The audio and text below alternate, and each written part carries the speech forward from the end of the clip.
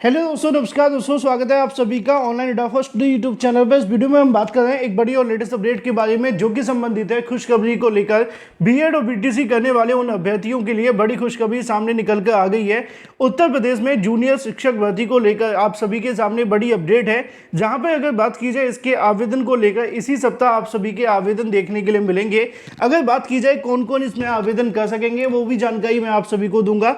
साथ ही साथ सीटों की संख्या कितनी रहेगी, आपकी मेरिट किस पे बनेगी, जिला स्तर पे बनेगी या आप सभी की राज्य स्तर पे मेरिट बनेगी, इसको लेकर भी डिटेल में बात करेंगे। पूरी की पूरी जानकारी डिटेल में कवर करने वाले हैं। चैनल को सब्सक्राइब करके बेल आइकन को दबा लें और वीडियो को लाइक कर दें, जिससे कि आपको रियल ऑथेंटिक जानकारी ऑनलाइन अड्डा स्टडी यूट्यूब चैनल के माध्यम से मिलती रहे। सीधे शुरुआत करते हैं एक बड़ी और लेटेस्ट अपडेट के बारे में, जो कि संबंधित है उत्तर प्रदेश में जूनियर शिक्षक भर्ती को लेकर खुशखबरी सामने निकल कर आ गई है। काफी लंबे समय से इंतजार करने वाले बीएड और बीटीसी करने वाले अभ्यर्थियों के लिए एक बड़ी राहत की खबर सामने निकल कर आ गई है, जहां पर इन अभ्यर्थियों के लिए जूनियर शिक्षक भर्ती को लेकर जानकारी दे दी गई है कि आप सभी के जो आवेदन है वो कब से शुरू होंगे, कब तक देखने के लिए मिलेंगे, और इसके बारे में अब फाइनली ऑफिशियल जानकारी आनी शुरू कर दी गई है। साथ ही साथ अगर बात की जाए मेरिट के बारे में कि मेरिट कैसे बनेगी, इसको लेकर भी स्पष्ट कर दिया गया है कि जिला स्तर पर मेरिट बनाए जाने को लेकर जानकारी निकल कर आ रही है। अब जब जिला स्तर पर मेरिट बनती है तो ये बेहद महत्वपूर्ण हो जाता है आप सभी की मेरिट को लेकर। साथ ही सीटों की संख्या क्या रहेगी, इसको लेकर भी अभ्यर्थी काफी ज्यादा कंफ्यूज थे, वो भी क्लियर हो गया है। चलिए सीधे मुद्दे पे आते हैं, कवर करते हैं ऑफिशियल जानकारी को, जिसको लेकर हजारों बीएड और बीटीसी करने वाले अभ्यर्थी परेशान थे। इसको लेकर अगर बात की जाए, मामला काफी लंबे समय से लटका हुआ था। 3 साल से फंसी हुई थी शिक्षक भर्ती प्रक्रिया।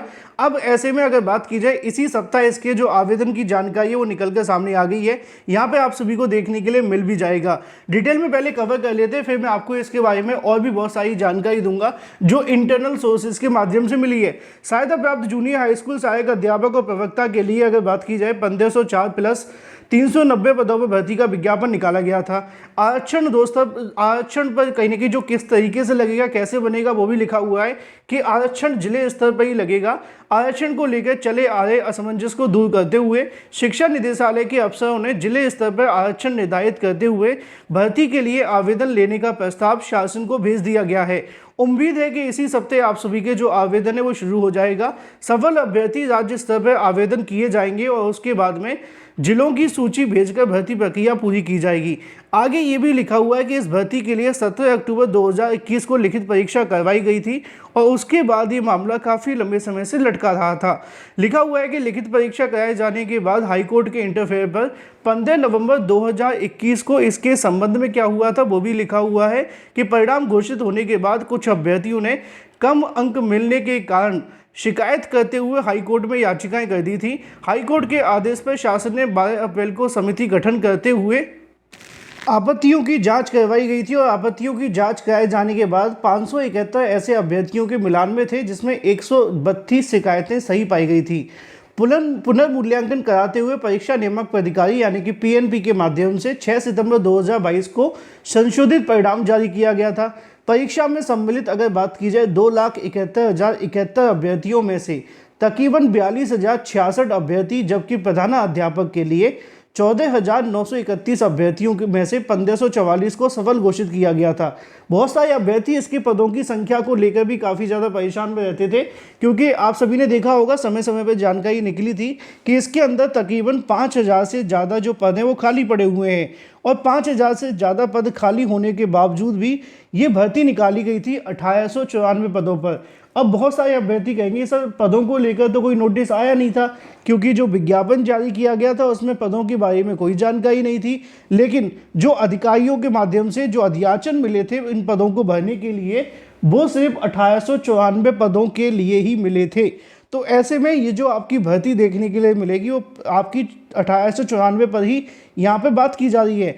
आगे लिखा हुआ है कि अभ्यर्थियों में से घोषित किया गया परिणाम, अभ्यर्थियों ने संशोधित परिणाम को भी चुनौती दे दी थी। अंततः हाईकोर्ट ने 15 फरवरी 2024 यानी कि पिछले साल सभी याचिकाओं को खारिज करते हुए भर्ती प्रक्रिया पूरी करने को लेकर आदेश जारी कर दिए गए थे, और हाईकोर्ट के माध्यम से तमाम आदेश आ जाने के बाद ये मामला फंस गया था आरक्षण को लेकर कि किस तरीके से आपका जो आरक्षण है वो किया जाए। लिखा हुआ है कि 3 साल से फंसी हुई भर्ती है। राज्य या जिले स्तर पर आरक्षण लागू करने को लेकर असमंजस की स्थिति बनी हुई थी। पिछले दिनों शासन ने सख्ती होने के बाद नियमावली के अनुसार जिले स्तर पर आरक्षण का निर्णय लिया है और 3 साल से भर्ती फंसी होने के कारण कई स्कूलों में ताला पड़ने की नौबत आ गई है, क्योंकि वहाँ पे कोई भी शिक्षक पढ़ाने के लिए मौजूद नहीं है और शिक्षक नहीं होंगे तो होगा ही क्या। अब यहाँ एक बड़ी अपडेट आप सभी के सामने आपने देखा होगा, इसको लेकर पत्र भी जारी हुआ था। कुछ समय पहले मैंने इसको लेकर वीडियो भी बनाया था, उसमें मैंने आपको जानकारी दी थी कि जो मुख्यमंत्री योगी आदित्यनाथ को कुछ अभ्यर्थियों ने डाटा सौंपा था, जिसमें उन्होंने कहा था कि जो आपकी जूनियर की भर्ती है वो काफ़ी लंबे समय से लटकी हुई है और इस भर्ती के लिए बड़ी संख्या में अभ्यर्थी चयनित भी हुए थे।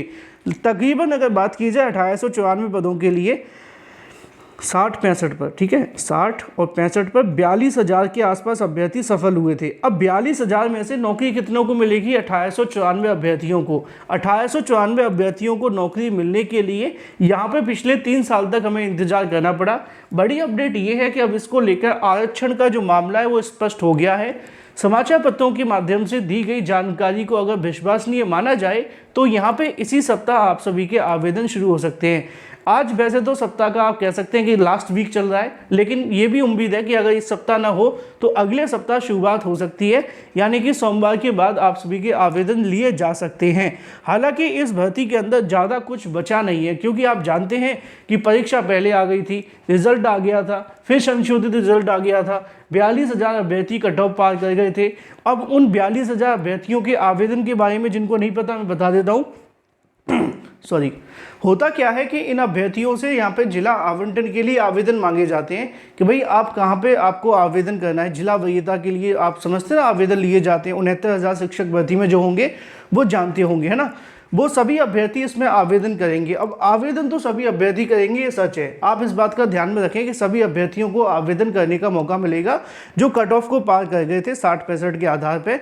और इन अभ्यर्थियों को आवेदन करने के बाद में फिर यहाँ पे आपकी जो मेरिट बनाई जाएगी। अब जो आपकी मेरिट लिस्ट बनने जा रही है वो कैसे बनेगी? वो आपकी जिला स्तर पे बनेगी, ठीक है। जिला स्तर पे आपकी मेरिट बनेगी, क्योंकि आरक्षण भी तो जिले स्तर पे लगा है। अब आरक्षण अगर जिले स्तर पर लगेगा तो इससे मेरिट में काफ़ी उछाल देखने के लिए मिलेगा। हालांकि पदों की संख्या पहले से ही कम है तो उछाल तो वैसे भी होगा, ठीक है। लेकिन अगर आप कहेंगे तो इसको लेकर मैं अलग से एक वीडियो बना दूंगा, लेकिन पहले आवेदन को लेकर जानकारी आ जाए तभी अच्छा लगेगा, क्योंकि पहले से कट ऑफ बताने लग जाओ अच्छा नहीं लगता। अच्छा तब लगता है जब भर्ती शुरू हो जाए। आपने देखा होगा पिछले 3-4 सालों में मैंने एक ही कट ऑफ का वीडियो बनाया था जिस पर लगभग 85,000 90,000 के आसपास अभ्यर्थियों ने देखा है, यानी कि जितने सफल नहीं हुए उससे ज़्यादा देख चुके हैं। तो आप पूछेंगे तो मैं जवाब तो दे दूंगा, लेकिन मैं चाहता हूं कि पहले आवेदन शुरू हो जाए फिर हम इस पर बात करें। बाकी आपके मन में कोई सवाल है तो कमेंट करके पूछ लेना। अच्छी बात यह है कि आपकी भर्ती प्रक्रिया अब शुरू कर दी गई है। इसी सप्ताह आवेदन शुरू हो जाए तो इससे अच्छा कुछ नहीं होगा नए साल के लिए। Thank you for watching this video.